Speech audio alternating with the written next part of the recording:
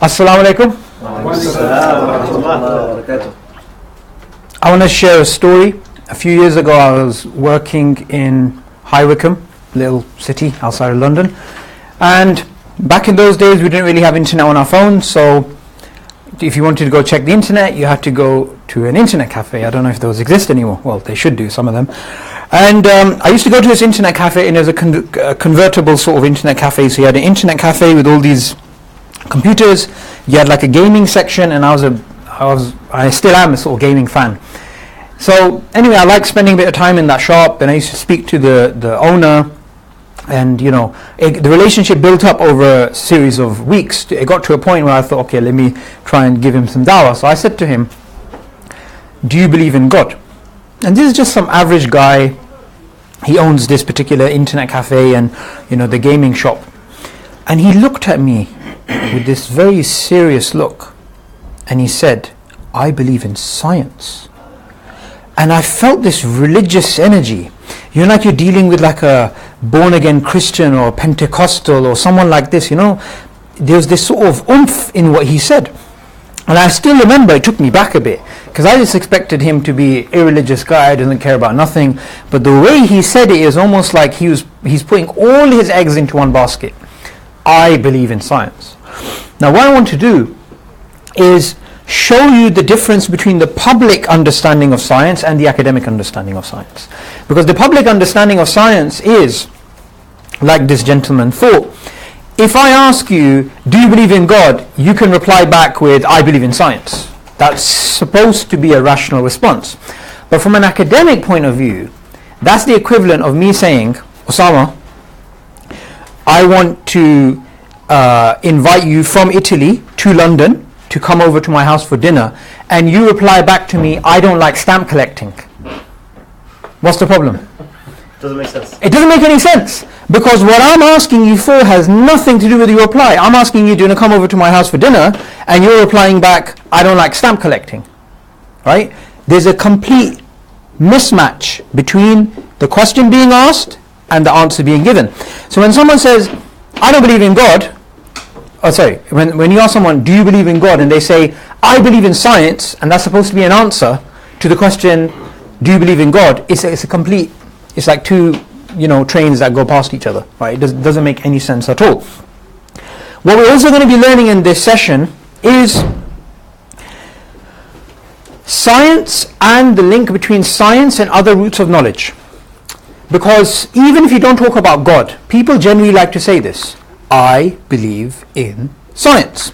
And what they mean by that is, I will believe things which are scientific, which are supposedly proven, which are supposedly true.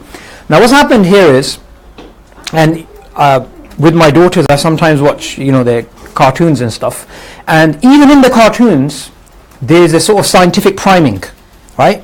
Which is, do you have scientific proof for that? I'm going to prove that scientifically.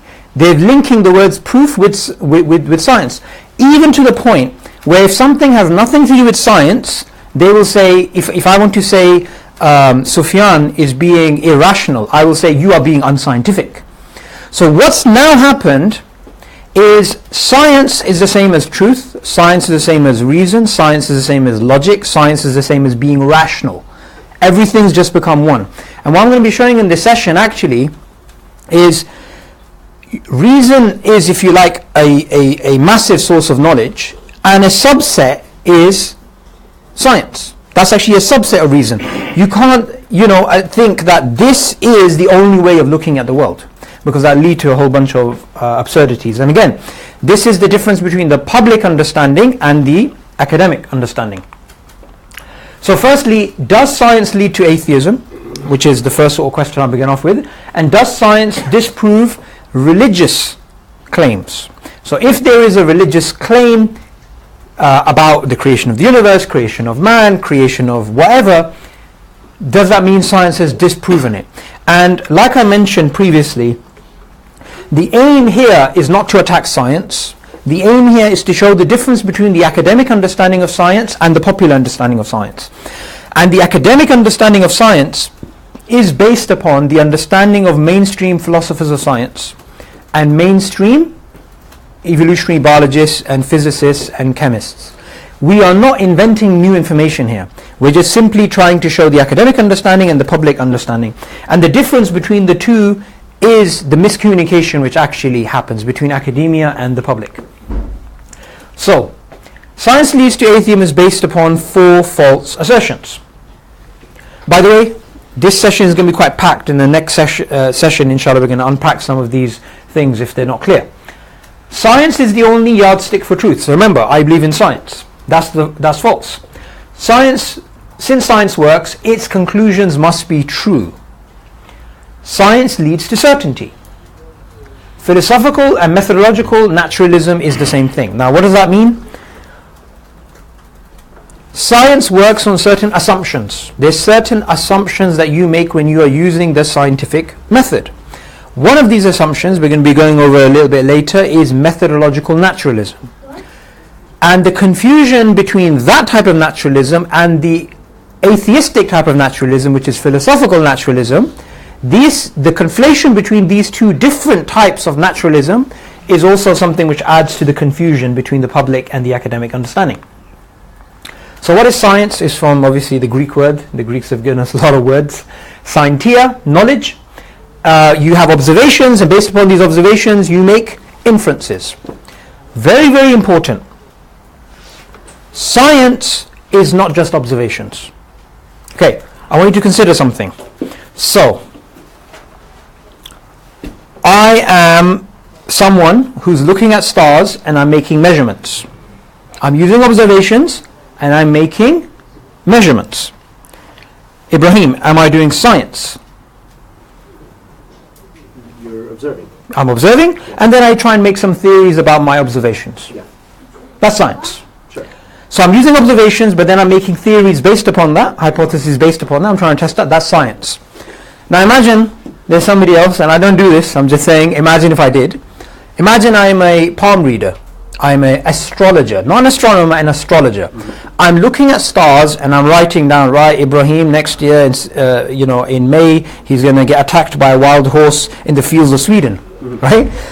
I'm doing astrology, yeah. right?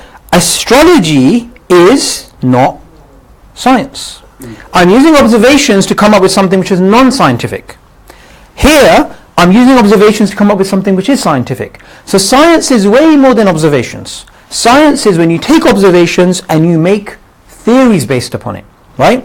So, this is one of the confusions which comes up. Yeah, of course science leads to truth because we know the shape of the earth and it's not going to change.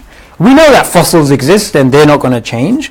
We know that human beings have this particular feature in their genome, therefore it's not going to change. The confusion between observations and science. Science is where you have observations and from there you make a theory. From there you make a hypothesis, then you test it. Observations on their own are not science. They're just observations. So because observations are certain, we can obviously say that the sun is here. We can obviously say that the earth goes around the sun. We can say these things. Those things are not science. Those are just observations. Science is where you have observations and then you make theories based upon the observations. Do you guys get the difference?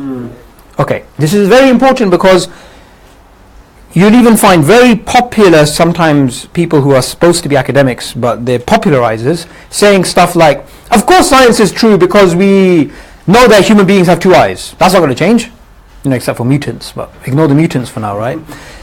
So, what we need to understand is there's a difference between observations and the theory. Yes? So actually, the theory itself is what you call science. Sorry? The theory itself is what you call science. The theory itself is science, yes, not the observations. Okay, science is the only yardstick for truth. What does that mean? Because we have a multinational team here. Yardstick is basically your sort of measurement for what you believe to be the truth, the gospel truth, right? Science is the only yardstick for truth. So, this idea is based upon a misunderstanding of what science can actually achieve. Because what we're doing is we're not attacking science. We love science, we use science. Muslims actually, and I have a complete different lecture on this, were actually the ones who came up with the scientific method itself. The scientific inductive method as we know it today was put together by Hassan ibn Haytham approximately 1,000 years ago, who was a Quranic scholar and he was a scientist, and he said himself, I am doing science because I want to get closer to God. The scientific method is something which is supposed to go back to Francis Bacon, who existed about 800 years ago. Francis Bacon, interestingly enough, didn't claim the scientific method came from him. In fact, Roger Bacon, Roger Bacon, who's supposed to be the one who generated the scientific method, he actually wrote a summary of Ibn Haytham's work, and he linked his work back to Hassan ibn Haytham. Now, the people before Hassan ibn Haytham were the Greeks. The Greeks were not doing science. They were doing proto-science. What does that mean? It means they were doing theorization. They didn't have a particular method for falsification, for testing, for inductive experimentation. They were mostly speculating, right? They were theorizing. And this is inshallah going to be something which is going to be covered in much more detail in our upcoming publication, Failed Hypothesis, Essays on Darwinism, Atheism, Science and stuff, where we actually go through mainstream Western sources. We're not using any Islamic sources at all, and showing that the scientific method itself started because of Hassan ibn Haytham, and the Greeks before did not have science, and Europe itself, in fact the earliest scientists in Europe, even here in the UK, the first scientist in Britain, his name was Adelaide of Bath. He travelled to Spain, learned Arabic, learned how to do science, came back, and what did he do? Did he say, yeah, I got this great science and it's all from me? He said, no, I learned this from my, according to him, Arab masters. And he said, the Arab masters, they are not led by blind faith, they are led by reason. And this is all across Europe. In fact, even Daniel of Morley, again another Arabist, who went to Syria to go and study under the Arabs, he came back and he set up a particular university approximately 200 years after the first university in Fez in Morocco, which was Oxford University. So the founder, one of the founders of Oxford University, Daniel of Morley, actually travelled to Muslim countries to actually learn about how to give science. In fact, there's even evidence of syllabuses being brought over, and even the education system itself being imported from the Muslim world, which the Muslims themselves initially got from the madrasa system. Because the madrasa system wasn't just Quran, it also included astronomy, medicine, and these other sort of things. Anyway, that's something in more detail in that book. So science is not the only yardstick to truth.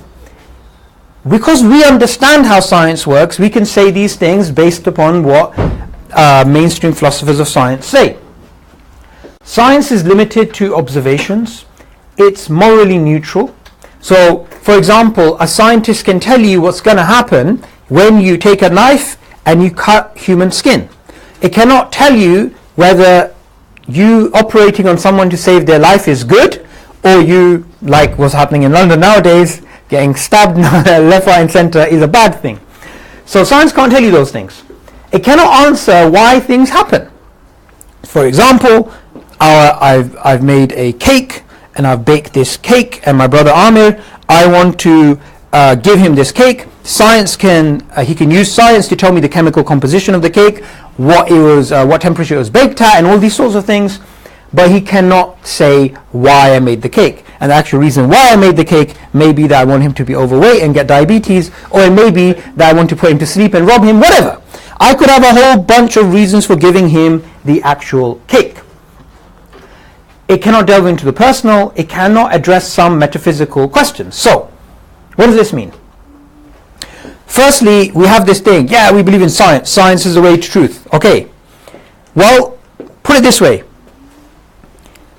Science accepts some metaphysics. Metaphysics as in things which are not, we can observe. These are things beyond physics, right?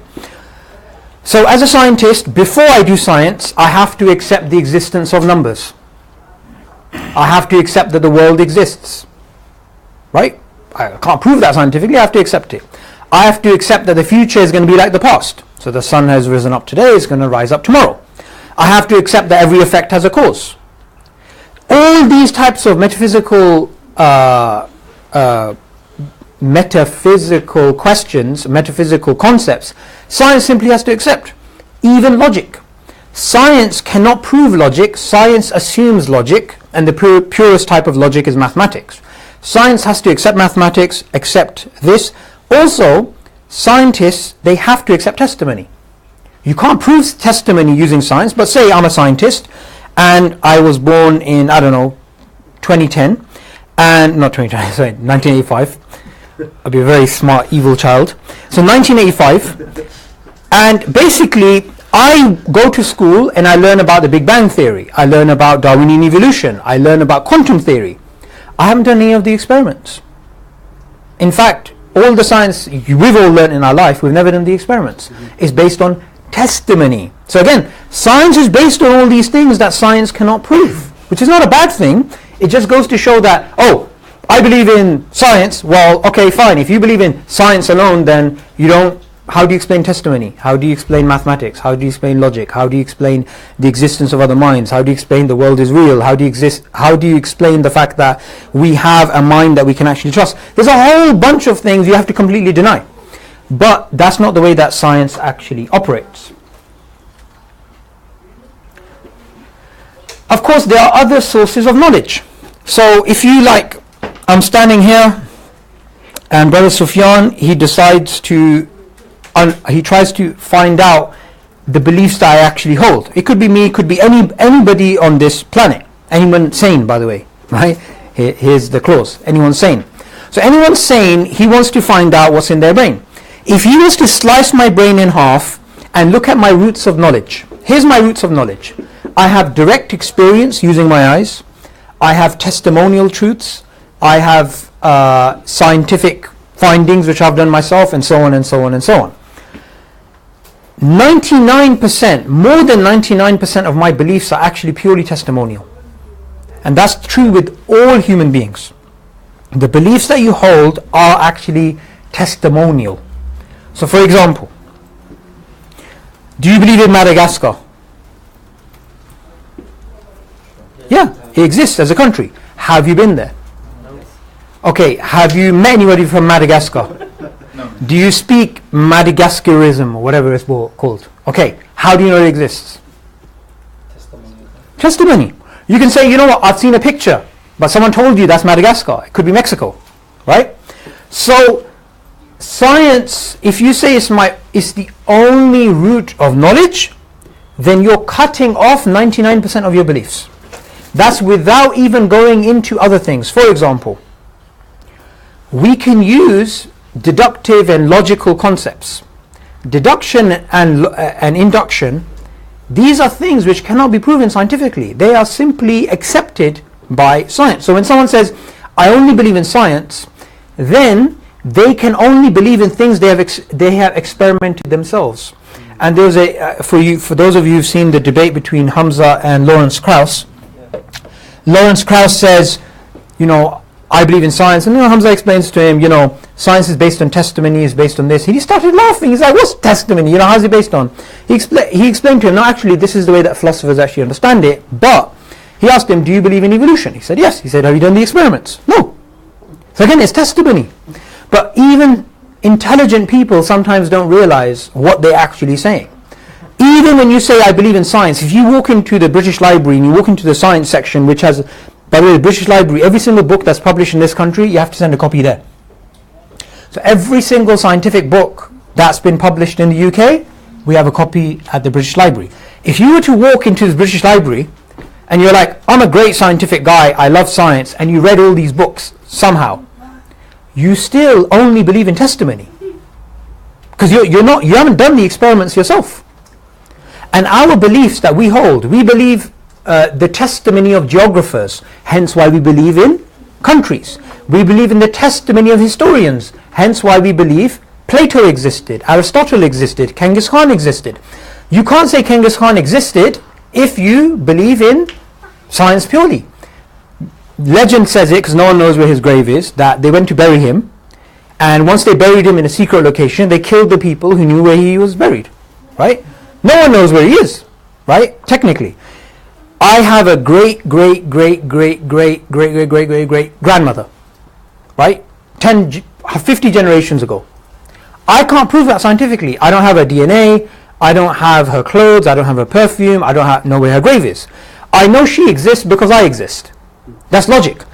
You can't prove that scientifically. So when someone says, I only believe in science, you're literally shutting off all the doors in a room, switching off all the lights, sitting in a corner, in fact in a cupboard in a corner, and saying, this is my worldview, this few little inches that I can actually see in front of me. So it's actually a very it's a very big problem actually amongst the public, that they think science is a root of knowledge. Sorry, is the root of knowledge. It's of course a root of knowledge, but they say it's the root of knowledge. It's the way of looking at the entire world. Science cannot prove necessary truths. So science can obviously not prove that, so okay, if A, then B. That's logic. A, therefore B. This simple logic. Any software guys know that you have certain codings, right? So if this, then this. This, therefore this. Science cannot even prove that. That's just completely out of the realm of science. Science just has to assume that these sorts of necessary truths exist.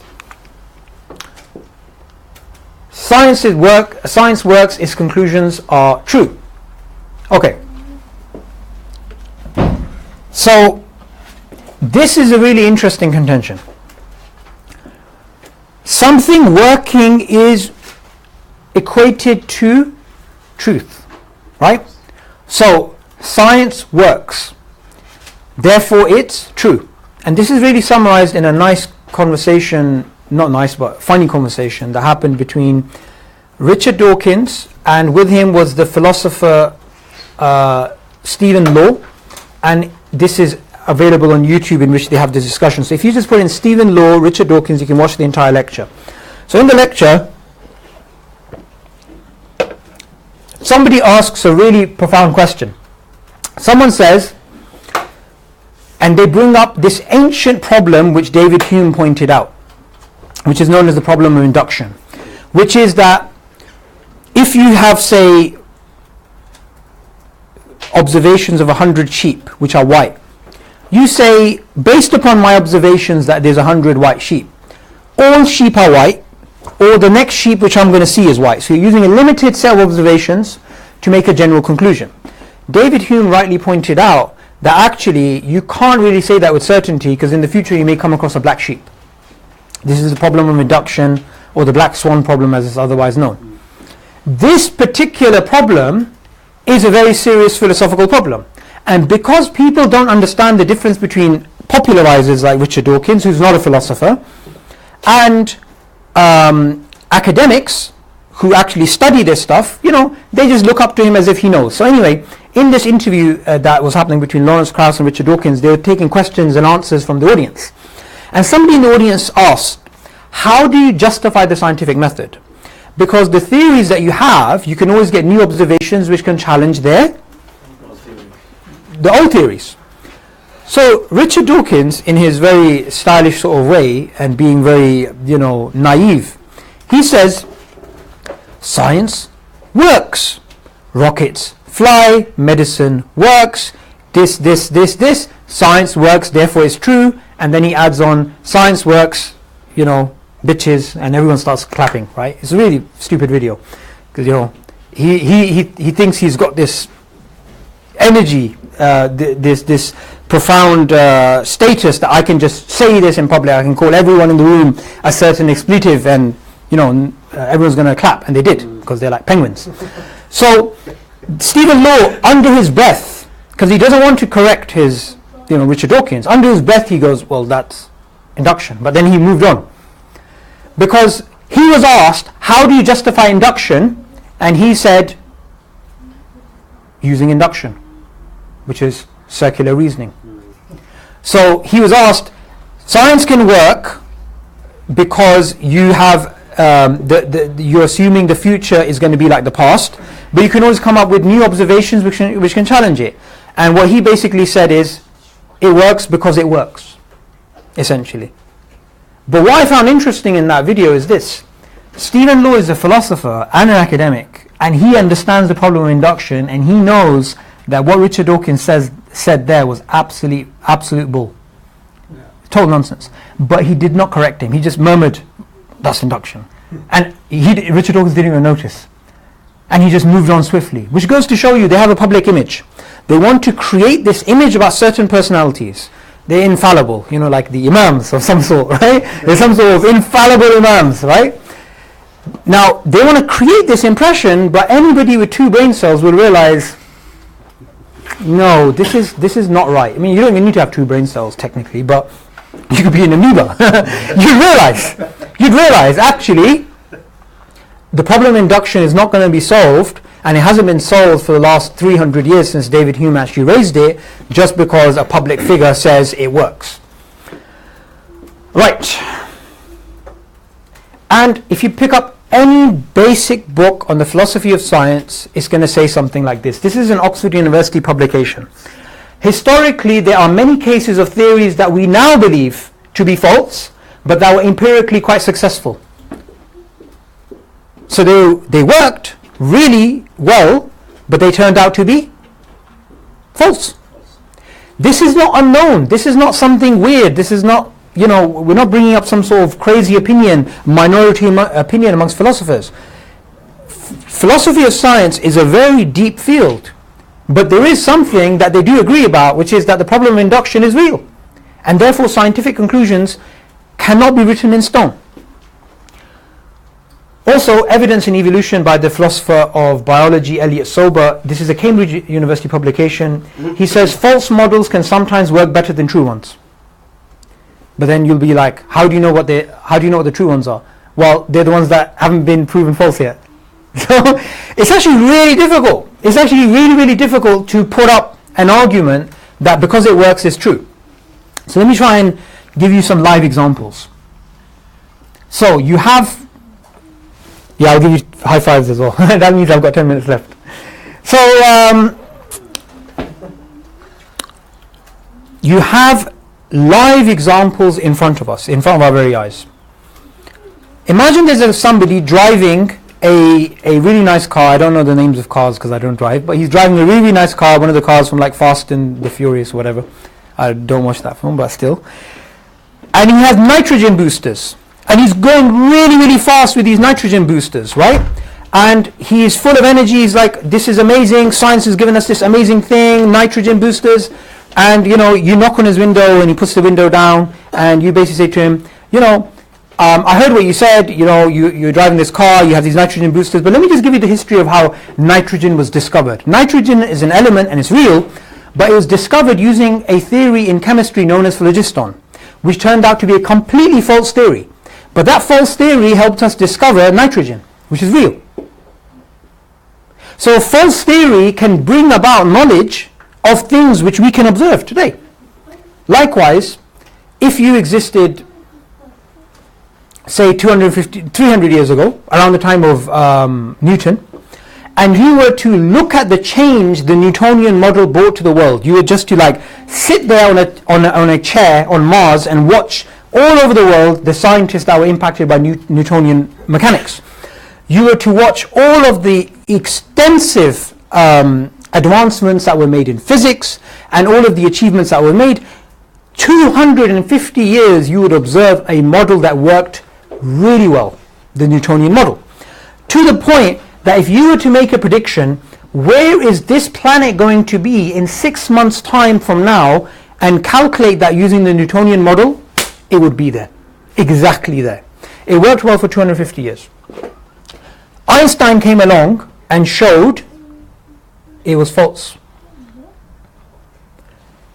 Time and space, according to the Newtonian model, is fixed. Einstein came along and said it's actually like fabric. According to the Newtonian model, gravity pulls. Einstein inverted that and said actually space-time curvature pushes down, so it's a pushing thing. Einstein came along and he changed even the definition of mass that was being used in those calculations, which were working perfectly. So 250 years, the best scientific model you can argue in our history that's worked amongst the most successful of theories, but the most successful you can easily argue is Newtonian mechanics, Newtonian model, and it turned out to be false. But it gave us a whole bunch of new information. So just because something works doesn't mean it's true. If you were to walk into any university in the world, and it's a challenge, any university in the world, and you were to walk into the physics department if they had one, and you were to ask the physicists, ask the professors, ask the research associates, guys, do you believe in general relativity? What are they going to say?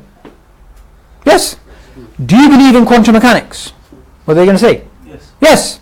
These two theories, which are held by consensus in physics, contradict each other. They both can't be true.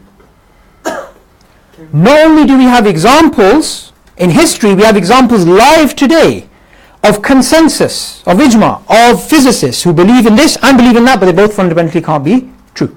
Yes? Could you repeat the two things you said? Quantum mechanics, general relativity. Einstein's general relativity and Niels Bohr's quantum mechanics. Okay? So science leading to truth because it works is not something which you can actually argue for. We've just covered that. Science leads to certainty. Another publication, Philosophy of Science, a new introduction by Gillian Barker and Philip Kitcher. Same thing, science is revisable. Look at this. Hence to talk about scientific proof is dangerous. We use the word scientific proof all the time, but we're saying is to use that word is dangerous because it fosters the idea that conclusions are graven in stone. SubhanAllah, Subboor. Funny thing, you mentioned scientific truths can be written in stone, can't be written in stone. So actually, they can only be written with a pencil, so you can erase it afterwards. Yes, definitely. Write in pencil because you're going to have to rub it out. Yeah, afterwards. Scientific theories can only be proven false. If a theory claims that something will be observed under certain conditions and is not observed, then the theory is proven false. All birds that die on a Friday, will do so in mid-flight. The old model of philosophy of science was falsification, that you can prove theories false. But the new model, which is scientific holism, you can even revive dead theories. Right? So the latest that we know is whether you believe in this old model or you believe in the new model or you believe in what's known as scientific realism, which we can cover in the Q&A, or scientific anti-realism, whatever view of science you hold as a philosopher of science, whatever it is, one thing no one disagrees about is that scientific conclusions are not written in stone. Again, science is dynamic. If you look at the history of science over the last 300 years, chemistry, physics, biology, every single subfield of those sciences, over a longer period of time, you're going to see that actually they go through massive revolutions. They go through massive changes. Okay. A contention is brought up by some people, which can be brought up by some people, which is about induction and Islamic sources.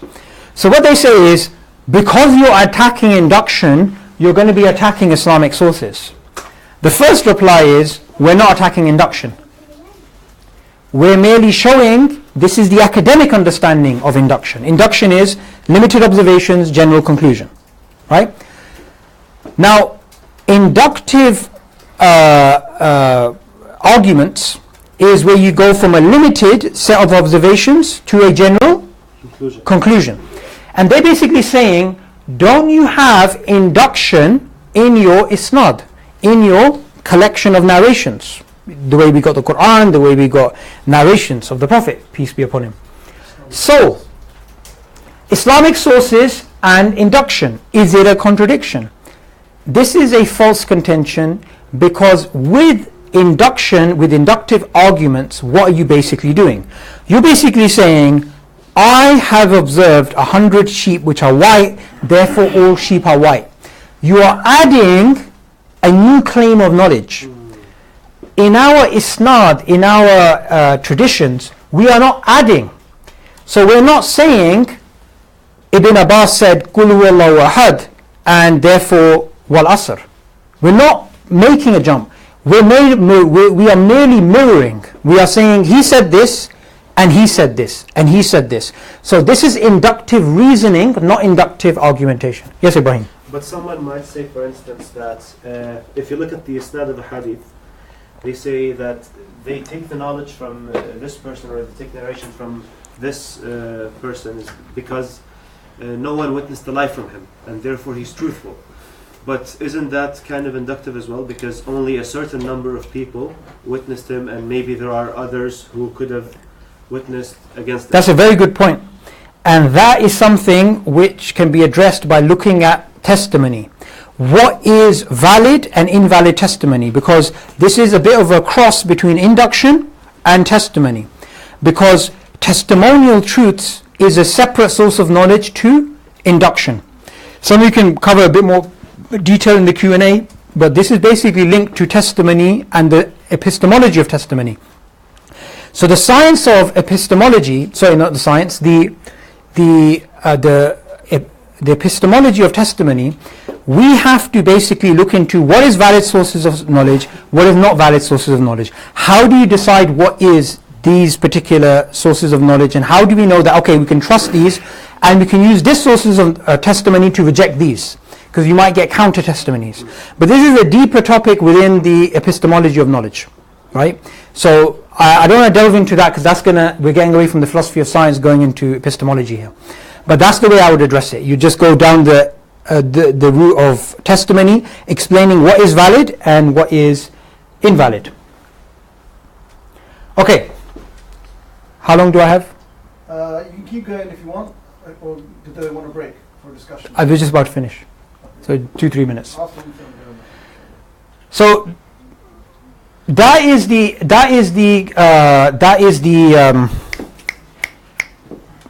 the contention which is actually brought up in regards to this.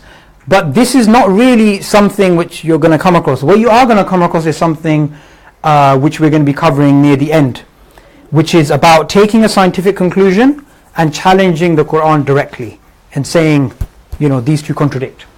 Philosophical naturalism, as I mentioned previously, as a scientist, when you walk into this room and you wear the scientific coat, you are assuming you are only going to be looking at physical effects and physical causes, and you're assuming there is no non-physical entity that we're dealing with.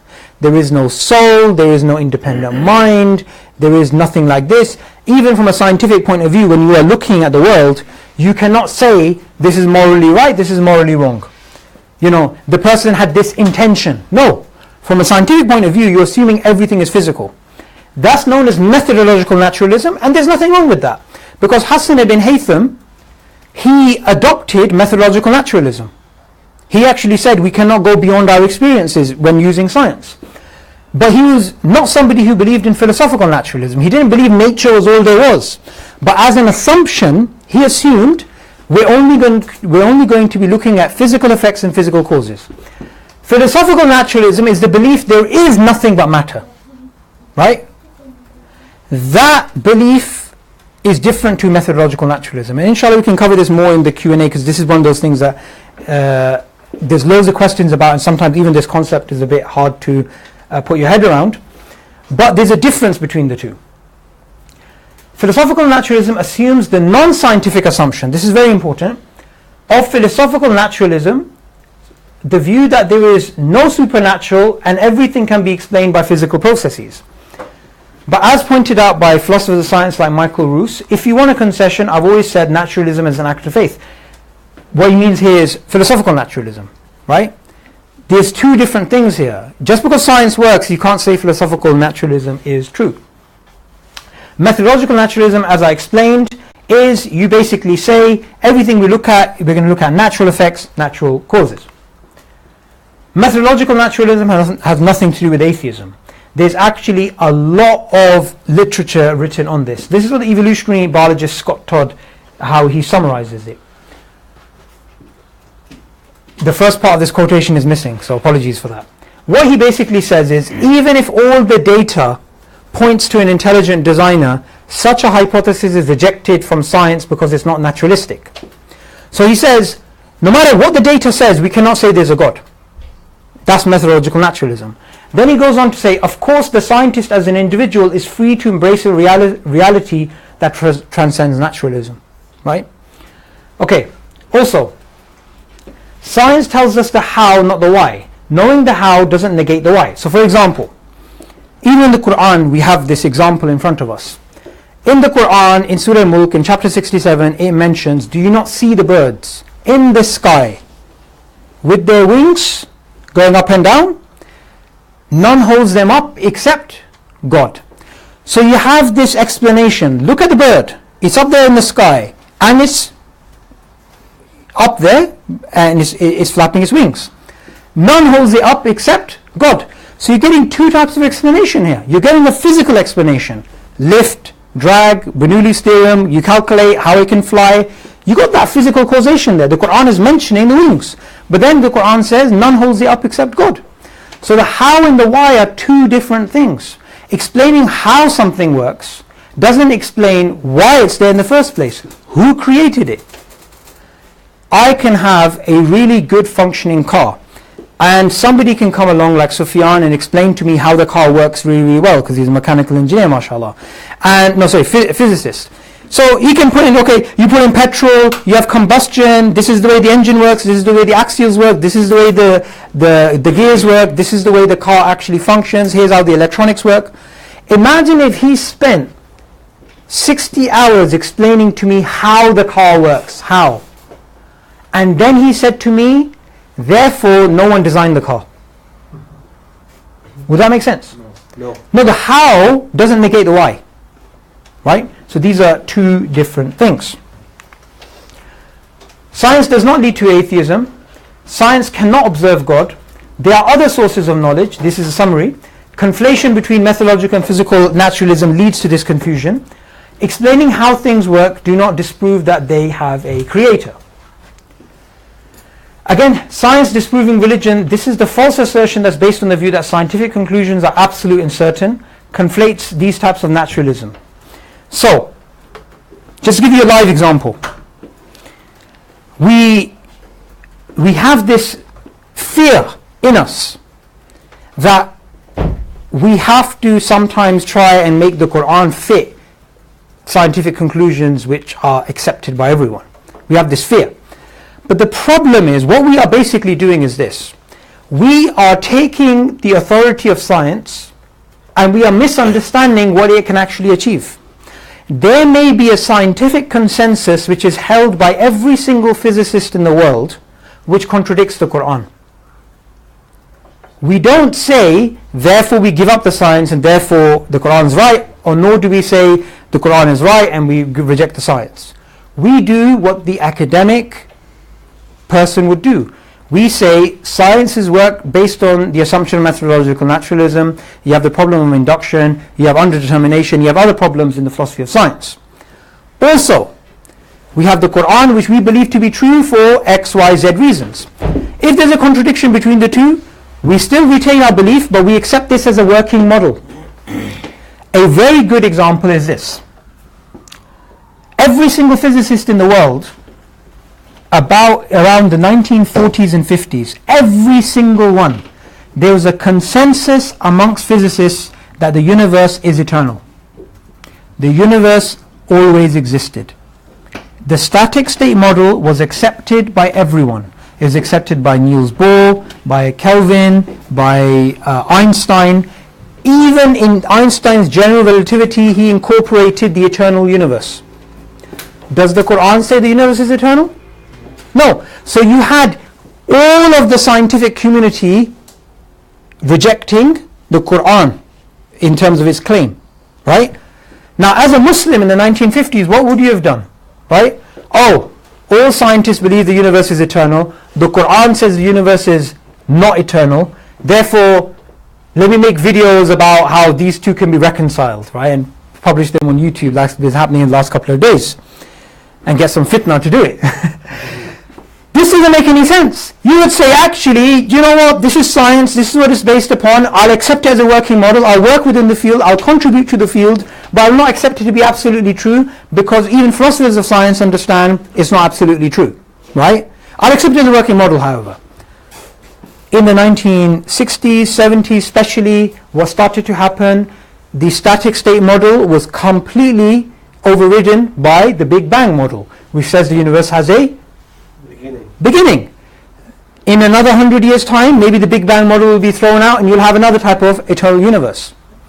Just because a scientific consensus challenges the Quran, it doesn't mean anything, right? It doesn't mean you have to reject one or accept the other or whatever. That's not even the greatest controversy. By the way, that's a much more broader consensus than Darwinian evolution or other things, right? But let me just put in something which is even more deeper than that. 1940s, there was a consensus amongst physicists and astronomers that the sun is stationary at the center of the solar system and the earth goes around the sun. The sun is stationary, does not move. The Quran says the sun has an orbit. So now you have not even a contradiction between science, you have a contradiction between an observation, which is the sun being stationary, and the Quran. A complete contradiction. Again, we don't believe science is the only root of knowledge. We believe testimony is the root of knowledge. We believe induction, deduction, mathematics, so on and so forth. So what would you have done if you were there in the 1940s and all the physicists said the universe has the sun is stationary at the center of the solar system? Well, there is one interpretation you could have gone back and looked at, which is the interpretation about the multi-layered and the multi-leveled approach, which is this classical one, which is maybe this was describing the way that the Arabs saw the world rather than the way that the world, I'll do your question after this inshallah, rather than the way the actual world is. You could do that. But let's just say you didn't know that, and you just believe the Quran said the sun has an orbit, and science says the sun doesn't have a orbit. You just say, okay, maybe something new can come in the future, right? Maybe our interpretation is wrong. Maybe the way we're looking at the data is wrong, even though it's right in front of us.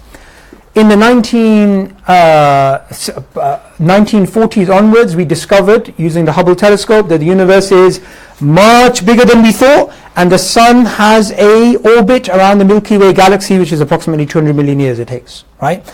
So the sun does have an orbit. Now we could say, hey, scientific miracle. But let's not do that, yeah? What we need to understand is, if there's a contradiction between science and there's a contradiction between the Quran, we don't need to freak out. We don't need to try and justify, maybe it fits. Because science can contradict the Quran, and science can contradict other science. And science today can contradict the science of the future and the science of the past. And we've got live examples of that. What we need to do is take a step back and look at the epistemic roots of knowledge and understand the weight of each one. I'm going to do your question in Q&A because I'm going to wrap up, yeah? It's actually not a question. It's sure. more like, couldn't you answer in this way as in it's a problem of empiricism? Like, you said it was an observation, right? Yep. As in observing the sun being stationary. And you observe via your senses and the material that you have. Can't your materials and your senses let you down as well? Yes, we could do that in Q&A. Okay. But that's one route you could actually take it down. So quick overview. Science is not the only root of knowledge. Science works, so it must be true. This is a false assumption. The problem of induction, we'll be doing this in the seminar. An atheist says to you, science and religion are incompatible. How would you respond? So think about some of these things. There's also a discussion. And I'm going to leave these up on the board during the break so you guys can actually think about it. So Richard Dawkins, in this little thing, what he basically says is, every person I met believes, he's talking about Muslims here, if there's a disagreement between the Quran and science, then the Quran wins. It's just utterly deplorable and blah blah blah. He goes off on his rant, yeah? So he's basically complaining when he went to a Muslim school and he basically found out that the Muslim children there believed if the science and Quran contradicted, that they would choose the Quran over science. And look at the way I'm wording it now. how would you respond? Don't just giving you a bit of a hint here. Don't just say the Muslims are right. How is it that they could have given a better response? And why is he wrong as well? So think about some of these things. We'll have a break, inshallah. What we'll do is just 2-minute break inside the classroom. 2 minutes break. And then we'll continue Q&A, and then we'll break off. Okay. Yeah? So 2-minute break in the classroom, Yeah. and then we'll Q&A, Q&A. and then the break. Fine. So think about some of these things, inshallah. Would you repeat the question? This one. What he's basically saying here is he's saying every Muslim that I met in that school, they believed if there's a contradiction between the Quran and science, they would choose Quran. Well, what's the objective now? The objective is, he's saying this is utterly deplorable and blah blah blah blah. He's complaining. How would we respond to his complaint against us? Respond to who? Richard Dawkins. Yeah, sure. Inception.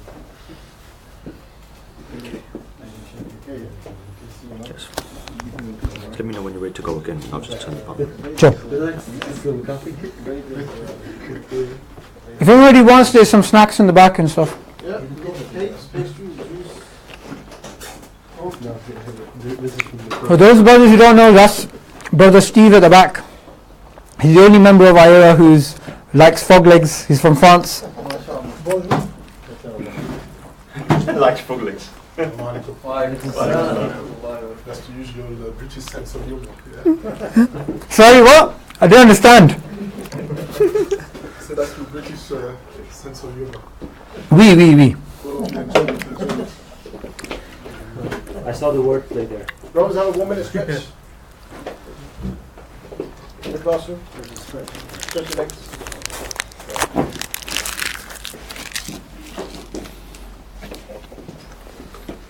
Osama, I'm remembering when Osama came here a few years ago, and I thought to make him feel home, I'll take him to an Italian coffee shop. He walked in and he had this look of disgust. He's looking at everything, he's like, that's not coffee. And when I went to Italy, I realized their coffee is like really small. And they don't add milk, and it's not like that. Here the coffee are that big. Size matters. But he's really offended, man. He's like, this is not coffee. Let's pass by. No, I don't need Cafe Nero doesn't exist in Italy, does it? Okay, sure. No, cafe, I think it exists only in Italy. The real coffee. One thing is, the company Cafe Nero is seen in the UK as an Italian company. It's not an Italian company, yeah. He said on it, the Italian coffee company. Yeah. Which one? Which company? There's a company called Cafe Nero. And it claims it's an Italian coffee company, and I took him there, and he said, this is an Italian. No. Okay, I'll see you guys. Let's start, inshallah. Mohsin, you want to do this? Yes, give me one moment. Sure.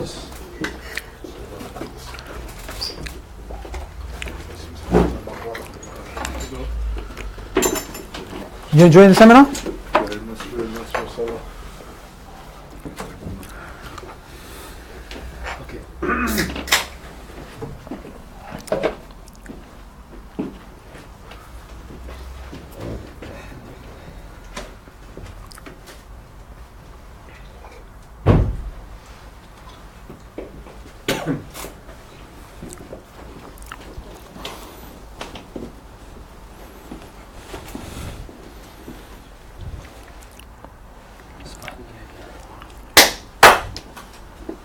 Live?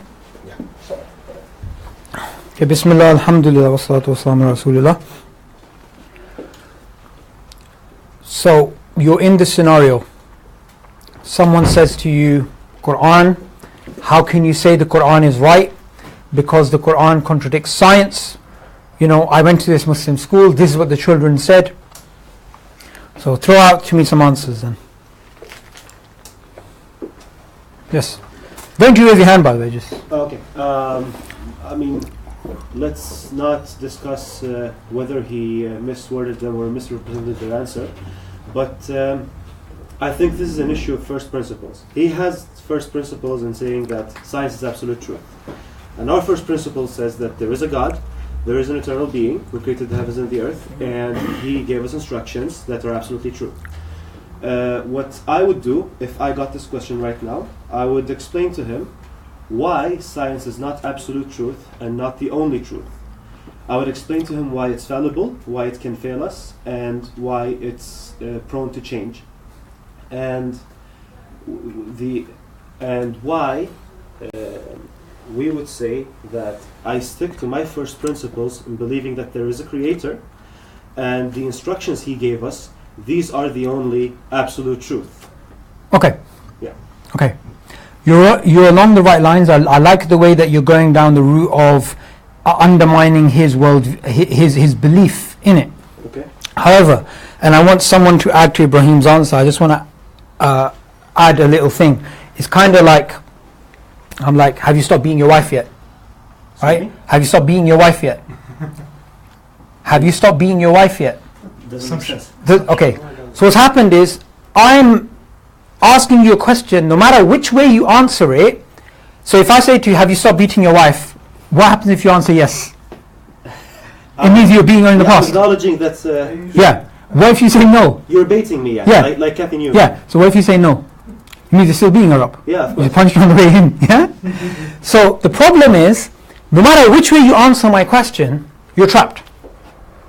You're between a rock and a hard place. Yeah. Because I have built up a false dichotomy. I've built up a false thing, a false assumption, and I'm attacking you. Have you stopped beating your wife yet?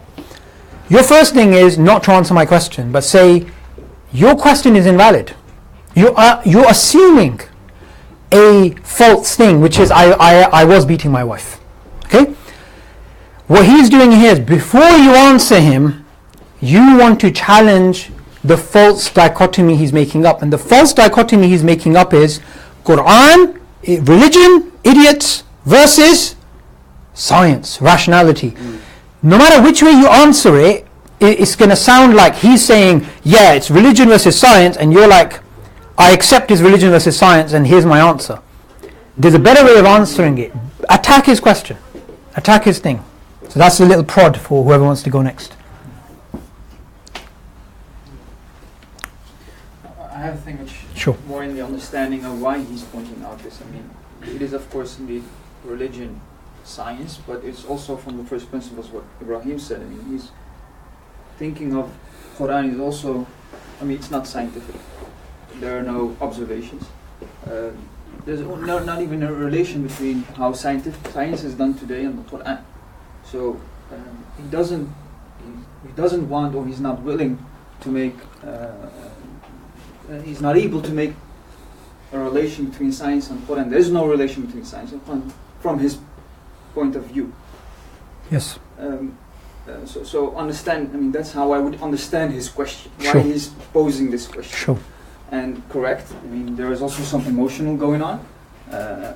Religious people and scientific people, I mean, these are going against each other. I would, in this learning process, before I would have said, I mean, these are not contradictions, there's no contradiction. The way, the best way maybe to attack the question is,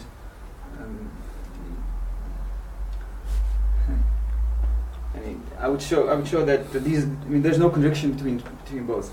I mean, as what you said before, you can have science, but it doesn't say that something is right or wrong. It is an observation. You make a theory. Yep. Things can change. That's one thing. And let's keep the Quran and the religious aspect and the moral aspect outside of this. It doesn't say that religious people are non-scientific. Yeah, you're along the right lines, and I get a sense for what you're trying to say. You're trying to find a way of actually putting it in terms of words, what you would say to him. An additional prod is this. It's basically like me making an accusation against you. The first thing you need to do is not accept the accusation. So you're along the right lines that he's first saying Quran, religion, science, they contradict each other. Let's have a discussion. So the first thing you want to do is you want to detach the two. How do you do that? I'm leaving that up to you guys. maybe I totally agree to not answering the question by one sentence, rather than explaining our narrative, how we see this weapon. But I want to add a very specific point. Maybe it's not the most clever part to give an answer or any kind of response to the person who asked, but rather to an audience. So if I would receive this question, there is any kind of audience and people listens to me, I would rather, take this dialogue as a method to convey my message to the other people. Yes. Because, Subboor, the chance that Mr. Dawkins, follows our narrative, even if we gave him 1 million examples, the chance is low. But the 1,000 people or 10,000 people see us in the debate. Maybe we get the heart and the touch, and on the streets, that's the same. So my, approach to take this as a show to convey the messages. Excellent. So, I agree with you totally. But then what do we say? I agree totally. Because it's actually a lot of debates are like this. The aim is not for the actual debater. He already knows. It's like I found out a few years ago, there was a woman from Pakistan who has a PhD in Islam, basically, and she claims that hijab is not fard. The problem is she doesn't want to accept that. It's not got to do with, let me give her daleel. She knows the daleel.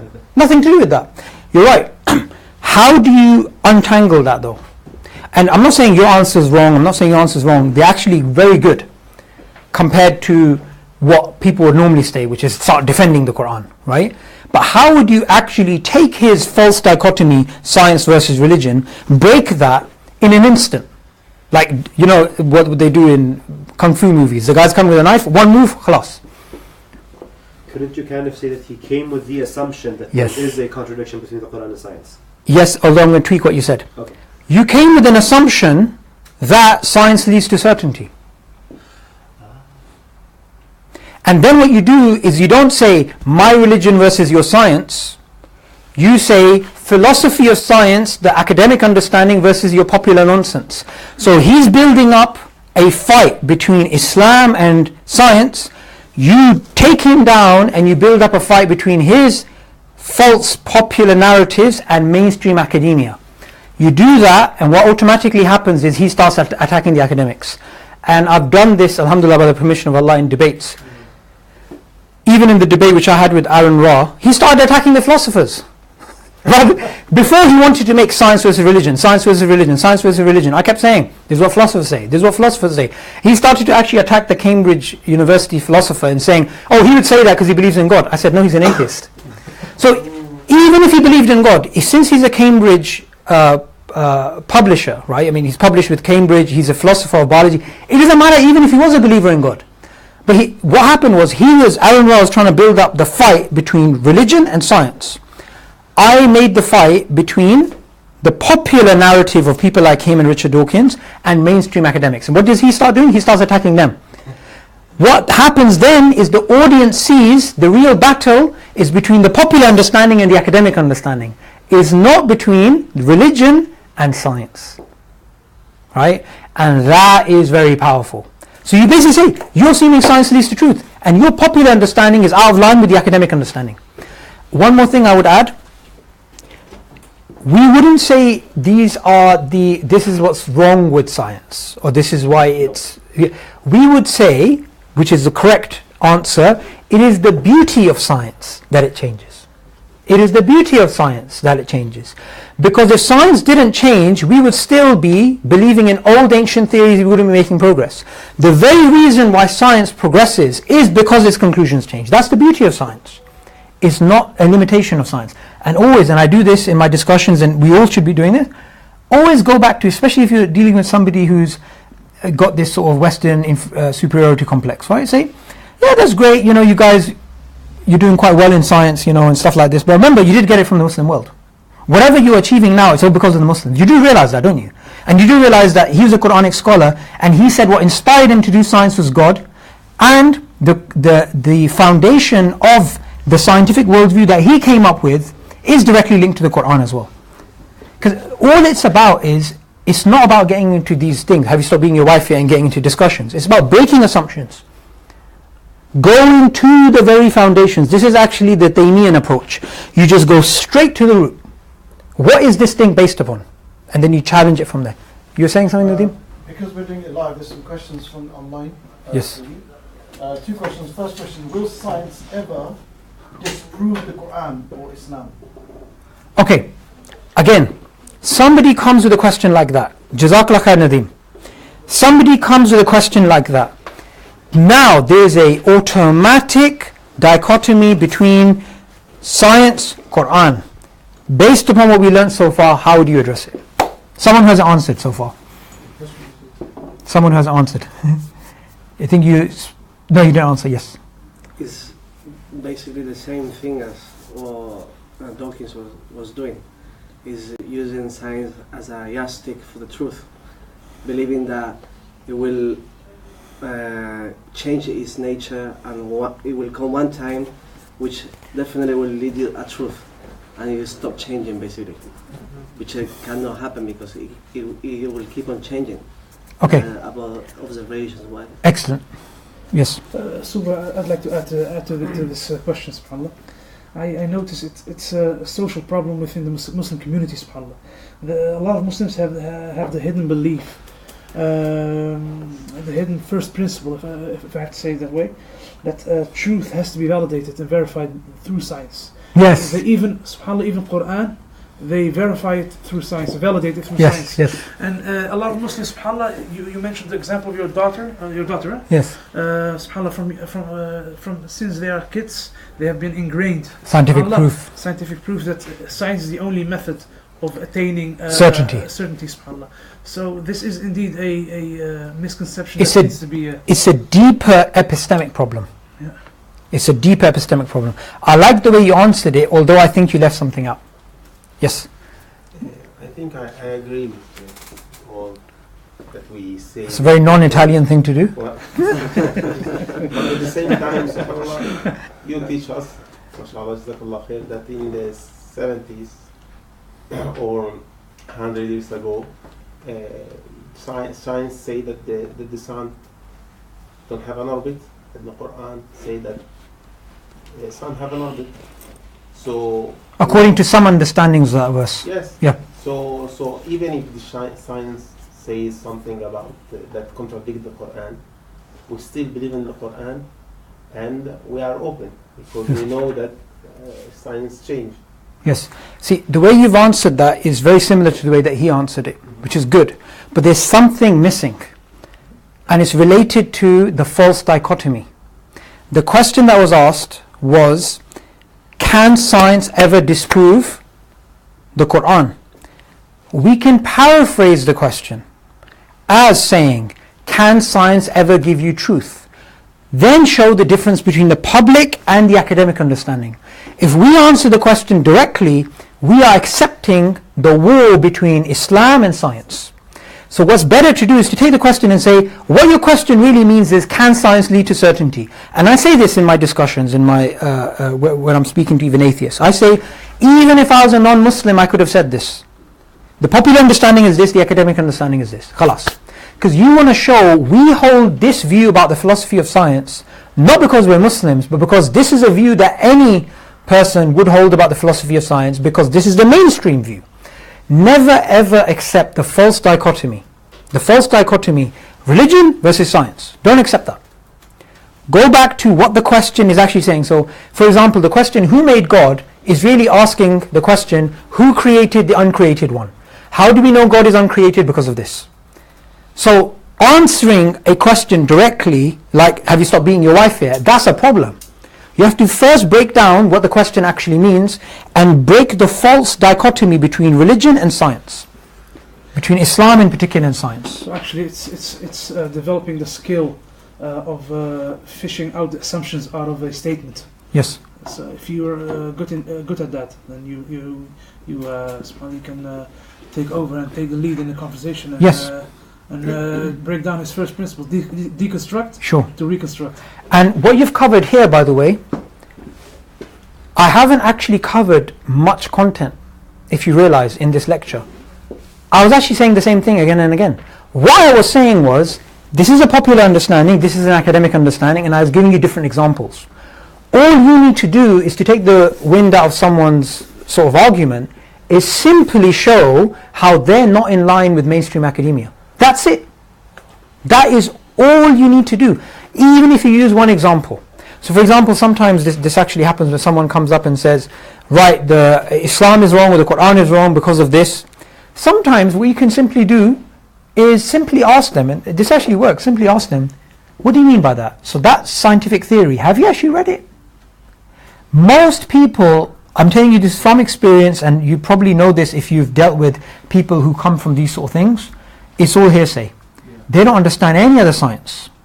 It's all, they've heard something on YouTube, they got a little bit excited and decided to talk to you. That's all it is. And all you need to do is to show them how, and they hate this, I'm telling you. Of course, people who are sincere, this will open up their heart, but people who are like militant in their, and we're du'at, we're involved with sometimes meeting those people who are very militant in their beliefs, all you simply need to do is show how their popular understanding is disconnected to the academic understanding. Now you're not pitting religion versus science, Islam versus science, you're pitting popular understanding, misrepresentation, propaganda versus mainstream academia. And that just makes them look really silly, because it looks like it's them versus all of science. So for example, and I'm going to be covering this in my next session. There's more questions.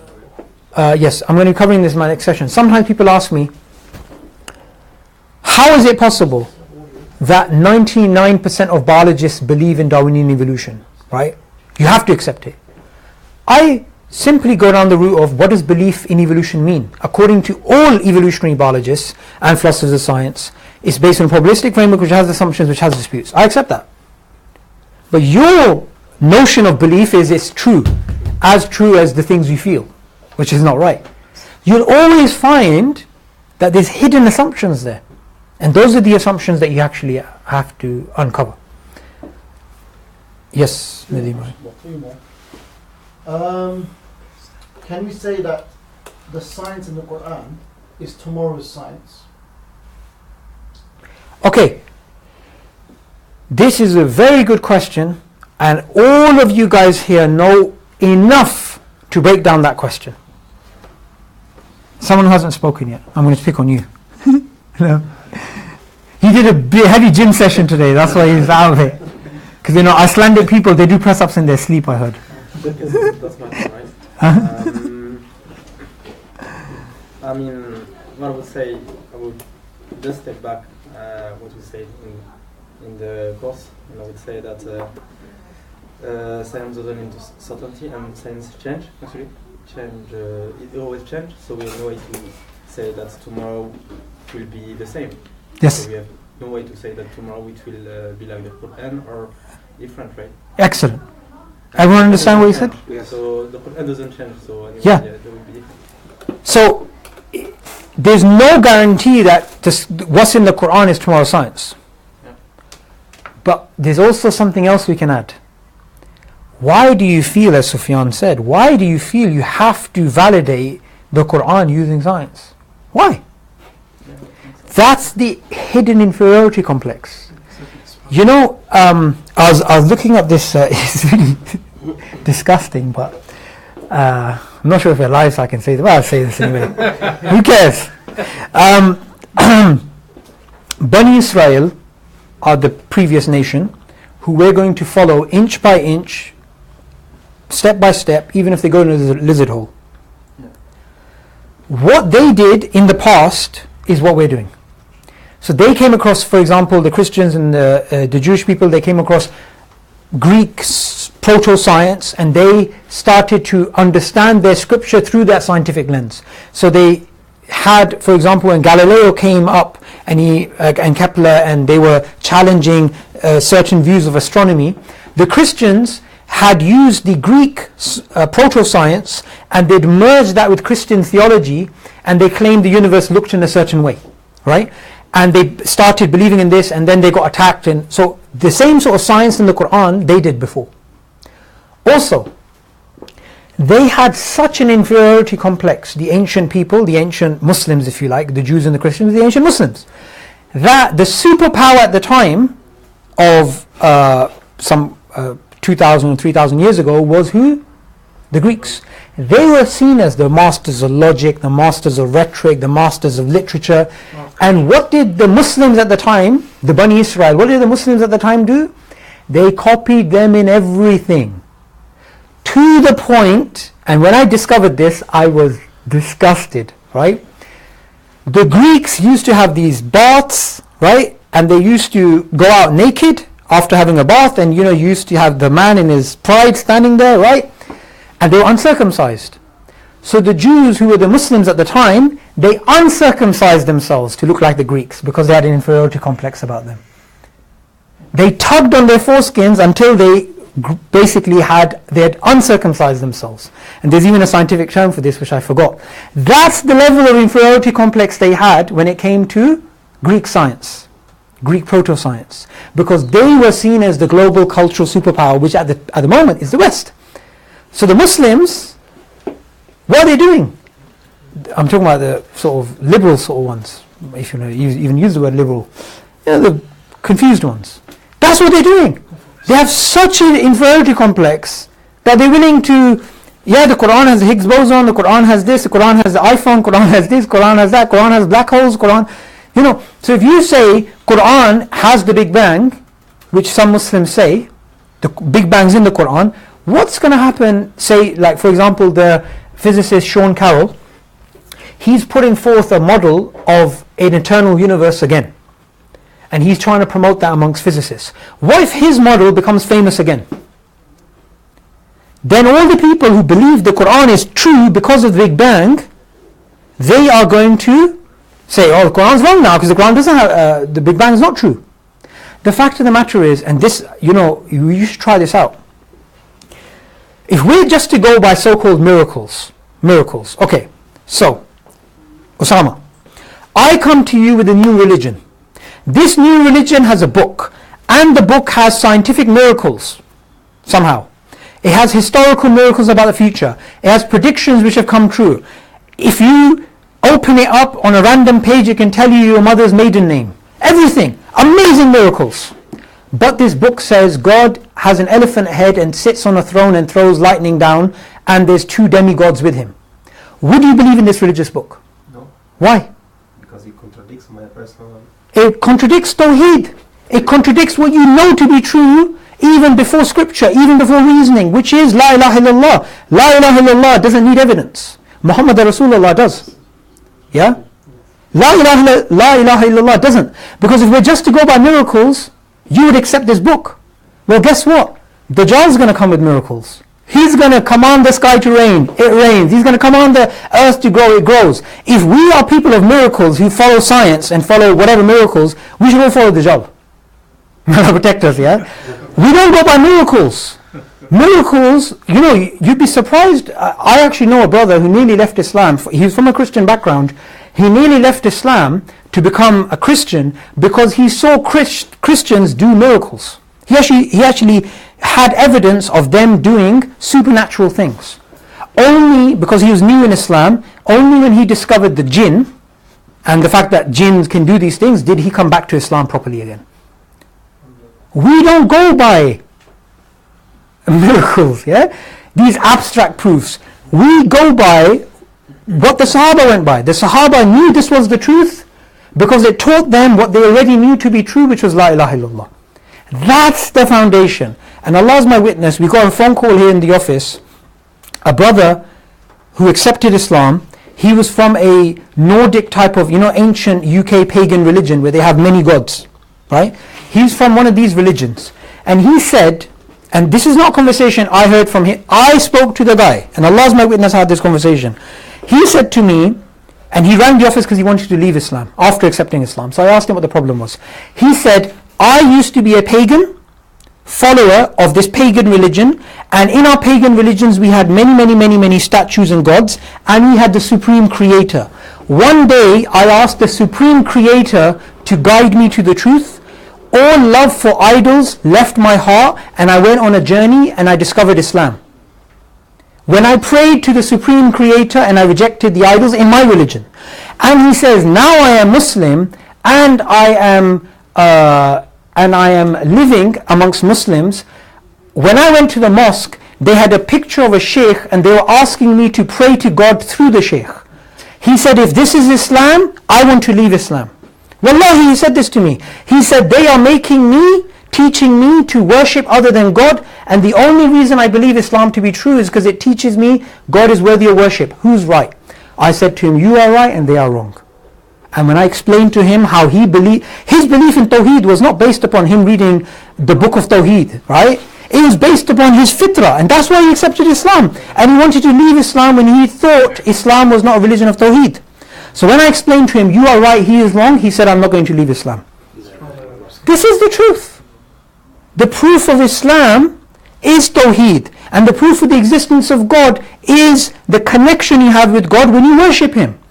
This is Islam. It's not based upon, the expansion of the universe. We created everything from water. Yeah? Islam, if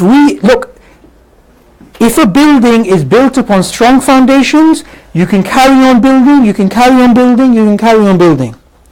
But if the building has cracks, you will always be wary about building new floors. If the foundations of belief, if the pillars of Iman are weak, you're not going to take action as a Muslim. And that's why we need to, even when we teach this stuff, this reinforces for the Muslims what they themselves don't know. I heard a really powerful statement, and I want to sort of end on this before taking other questions. I heard this from a very prominent scholar, a very prominent student of Shaykh Albani, direct student of Shaykh Albani. He said, ignorance is the bid'ah of this ummah. Whenever we talk about bid'ah, we talk about, okay, he did this thing, so it's not allowed. He said, ignorance, being ignorant in your religion, this is a bid'ah. And this is the reason why we're facing the issues that we're facing. When we went to, for example, Medina, myself and Hamza, and Hamza gave the philosophy of science to the Medina graduates that were there was no problem. They already knew this stuff. Why? Because they knew the foundations of the religion. They knew that, we had fatwas from back in the 1980s and 90s, which was condemning the science miracle stuff. The scientific miracles in the Quran, we didn't give up because it was wrong. In the 1980s and 90s, scholars were speaking out against it. But no one wanted to listen because we wanted to follow famous people. And this is why we're facing the issues that we're facing today, because we are ignorant of even the foundations of our own religion. And I only want to make a statement, subhanAllah. Nowadays, Iman is built upon science. Sorry? Iman is built upon science, subhanAllah. Iman is based upon science nowadays. If you understand where I'm going. Yes, although what I would say is that it's an excuse. So people already believe Islam is true, and as a confirmation bias they use science. And the reason why I'm telling you this is because I have met people who, when you ask them why they're Muslim, they'll come up with scientific miracles. When you show them that that's wrong, they'll still believe, because they were just trying to explain why they believe something in their heart is true, and they decided to use that. But in reality, that's not why they really have Iman. The Iman is because of Tawheed, or they read the life of the Prophet ﷺ, or the prophecies, or all these types of things. Actually, let me take this one first, then I'll take your question, Nadeem. Last question is actually his question first, then we'll do yours. It's not a question by the same. Actually, what they try to do is the same thing of Ibrahim alayhi salam. يَتَمَئِنَّ قَلْبِي. So he says that. So they try to grab to these kind of things, but they don't know the risk actually of grabbing to these kind of things. And we just have to let them know that these things, like science, for example, is something that can change. So it's actually dangerous to just grab things, as Ibrahim alayhi salam grabbed to what Allah subhanahu wa ta'ala gave him from him straight. Yeah, absolutely. And the other thing to keep in mind is this. I gave this example to a confused Muslim who came up to me after a talk and said to me, how do you achieve certainty? Because it was night time, I asked him to look at the stars. I said to him, if these stars in front of you realign to La ilaha illallah Muhammad Rasulullah in the sky, no one saw it but you, and it's clear, will you ever doubt Islam after that point? He said no. I said, what if you come across somebody saying to you Islam is wrong because of this or that, or hadith is wrong, or would you ever doubt after that point? He said no. I said, so all you need is one clear evidence, and Allah says in the Quran, we will show them the signs in the horizons and within themselves until they know that this is the truth. Allah will give you signs in your life which are the equivalent of the moon splitting for you. It may not mean anything to anybody else, but in you, for you, you know that this is the truth. And once you see that, then there's no more excuse for doubt, because you've seen that absolute proof. La ilaha illallah doesn't need that proof, but Muhammad Rasulullah does. Right? And anybody that's searching, and this is my advice when I speak to some non-Muslims. I was speaking to a non-Muslim recently. He wanted to have loads and loads of debates about God, and he said, what about this, what about that? I just stopped the conversation. I said, if you want guidance, ask for it, you will get it. It's not possible somebody asks for guidance and doesn't get it. That's not possible. That's not who Allah is. You want guidance, you get it. Anybody that's sincere, anybody that's looking, they will get guided. Why? Because Allah makes it clear. Whoever wants guidance, He gives them. Whoever doesn't want guidance, He doesn't force them. He turns them away. In fact, I heard this from a student of knowledge, and he was using a tafsir of the Quran. He said, when people turn, then Allah makes them turn. So when you turn away, then Allah misguides you. It's not got to do with Allah just randomly, okay, you go, misguidance. It doesn't work like that. You're the one who makes the choice. You could be the son of an idol worshipper in a country of idol worship where everybody's a disbeliever and still be a Muslim like Ibrahim alayhi salam. Or you could be born in Medina, or you could be the son of a prophet like Nuh alayhi salam's son and be a disbeliever even though you see the beginning of the flood. Remember, he disbelieved when he saw the beginning of the flood. And what does he do? He says, I believe in philosophical naturalism. Did he really say that in the Quran? Yes, he did, because he said, the mountain will protect me. Physical causation. Right? The reality is, anybody who understands the foundations of Iman, they will not fall into this nonsense. It's because we do not know our own religion. So even this is a great way of teaching people even what the foundations of their own religion is. Alright, someone's asking, so is it best not to mention science while engaging in that? No, I would use science. I would use the scientific miracle. I would use one scientific miracle, which is all of science today. Every single scientific technology that we have today, every single conclusion, every single theory goes back to Hassan ibn Haytham, who was a Quranic scholar who was inspired by the Quran. That's a scientific miracle for you. You want a greater miracle than that? That's a sociological miracle. No Quran, no Hassan ibn Haytham, no scientific revolution, no Renaissance, no modern Western scientific world. In fact, we have non-Muslim Western historians saying this. If it wasn't for the Muslims, we wouldn't have Western civilization as we have it today. You have a name? It's all going to be in our book, Failed Hypothesis, inshallah. I don't remember the names at the top of my head. That's a scientific miracle you can use. And that's something that is not going to be challenged by induction, because that's a testimonial fact from history. That's one scientific miracle which is irrefutable. And that's a sociological miracle. How long do we have before the break? We've got 4 minutes, so I'll do one quick question. 4 minutes and then they have a break? Break for 20 minutes. Fine. 4 minutes, okay. Do one quick question, unless the brother's got a question here. Let's focus on the class first, then we'll do Facebook. Yes. So you were talking about popular understanding of science. Yes. And versus an academic understanding of science. And you need to dissect. You need to tell them that their understanding is not based upon academic understanding of science. Could you state that their understanding is not scientific academically? I wouldn't put it that way. I would say your philosophical understanding of science is wrong. That was my next question. Or could you say their philosophical understanding of science is not so their actual understanding of what science is. Because they may know the science really well. They may know, for example, the details of quantum theory really, really well. But we're not talking about the details of quantum theory. Which is why when you go through this philosophy of science, and this is, if you know anything about the philosophy of science, we've just scratched the surface. Right? But this is enough to dismantle that sort of nonsense narrative. This is more than enough. All you simply need to do is any scientific theory which somebody brings up and tries to claim is true, you use this approach, you don't need to know any of the science. It's good if you know the science, but it's not necessary, because you could just go down this route. It's like a Christian coming up to you and saying, Jesus is God because John 3:16, because of this, because of Revelation.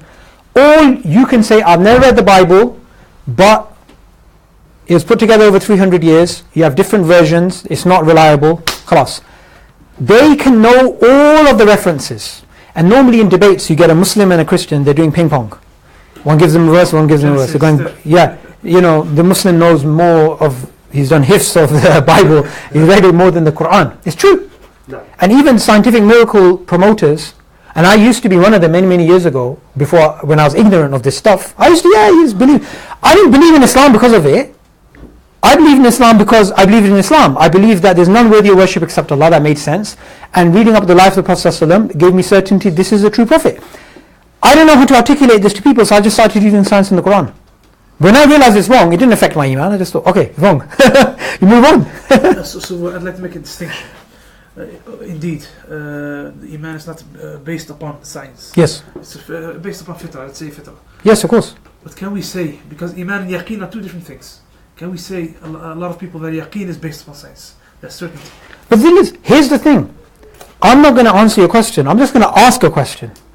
How can your certainty be based on something which is uncertain? Exactly. Very good question.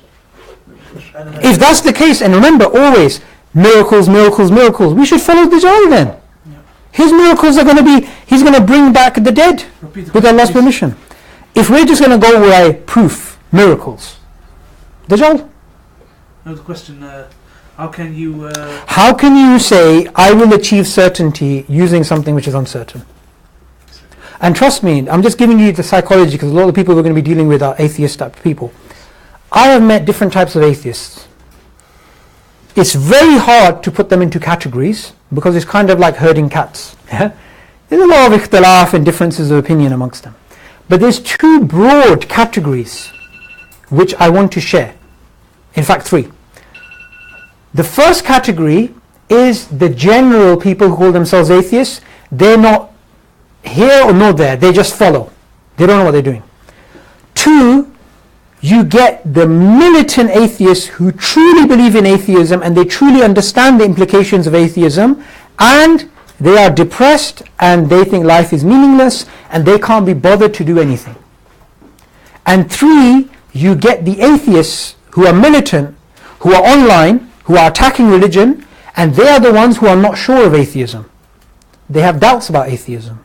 And they need to constantly attack other people's religion to reinforce their worldview. The ones you'll come across online are these types of atheists who are unsure of atheism. Because let me tell you this, I don't believe in fairies. I don't believe in fairies. But I don't attend conferences about fairies. I don't read books why fairies don't exist. I don't debate with people who believe in fairies. I've got better things to do. They spend money, resources, they fly from one location to another, they write to each other, they do degrees to give themselves yaqeen that there is no God. Because they are unsure. And wallahi, I love to just watch their videos and stuff amongst themselves, and Allah is my witness, I have heard from their own mouths them say, some of them privately to each other as well, I'm afraid of hell. Wallahi, I'm not kidding. Why? Actually, sorry, this is not privately, this is even publicly. Watch a video called Scared of Hell Atheists. They're serious. I'm not scared of Ganesh punishing me. I'm not going to insult Hinduism, but I'm not scared of Ganesh. Why are they afraid of hell? This is the fitrah. This is deep down inside, human being knows there is something more. Right? And have you guys done the moral argument yet? No. Okay. You're going to find this. You know, I believe in science, I believe in this, I believe in that. So you can say to them, okay, there's a child and you run over the child with a car. Show me scientifically how that's wrong. You can't. You can't. According to pure materialism, this is matter, I am matter. You smash the TV with a hammer, or you smash my brain and my grey matter falls out, if it's grey. They both matter, rearrangement of matter. What's the difference between the two? Technically there's no difference. So the atheists who truly believe in atheism, they truly have belief that atheism is true, they don't promote atheism. I'm telling you, they don't promote atheism. And I've met atheists like that. I have met former atheists like that as well. they know atheism is true and they understand everything is meaningless, there's no morality, there's no right and wrong, and they themselves are stuck in that, and that they don't promote atheism, they're just there. You get the ones who are unsure of atheism, and they're the ones that attack other people to achieve yaqeen themselves, but they never achieve it. And Allah says, rather they're not certain. Rather they're not certain. Yeah. Okay, so we're going to have a 20-minute break. We're back at what time, Nadeem? 4:15. Inshallah. Rather, actually, they're all not certain. The ones who argue against religion are less certain. But in reality, none of them are certain. Even the ones who are confused. It's true. Yes.